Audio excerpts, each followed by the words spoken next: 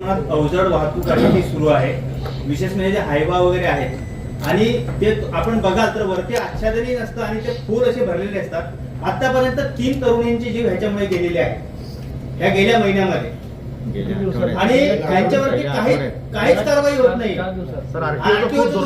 पूर्णपणे पोलीस यंत्रणेचं सुद्धा दुर्लक्ष आहे याच्यामध्ये. काय हायवावर ते सगळं घडी वगैरे ओव्हरलोड वाहतूक सर, ओव्हरलोडेड वाहतूक आणि कसे पण चालवतात ते म्हणजे त्याचे रस्ते खराब झाले त्याच्यावर सर असं आहे ना, स्थानिक पोलिसांचं असं म्हणणं आहे की आम्ही ओव्हरलोड वाहतुकीवर फार तर जनरली आपण ज्या टू व्हीलर आहेत, बाईक आहेत, ह्यांच्यावर आम्ही दंड मारू शकतो. मात्र हे जे हायवा बेकायदेशीर हायवा चालत आहेत या हायवांवर आम्ही दंड मारू शकत नाही.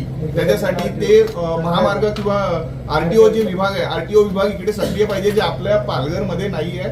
त्यामुळे हे जे बेधडकपणे हायवा चालत आहेत याची नोंद घेऊन अशा प्रकारचे ओव्हरलोडेड गाड्या न भरणं आणि त्या ठिकाणी भरल्यानंतर त्याच्यावर आच्छादन त्याने ठेवणं, जेणेकरून खड्ड्यात टायर गेल्यानंतर तो राडा रोडा अंगावर कुणाच्या पडणार नाही, कोणी जखमी होणार नाही याची दक्षता घ्या.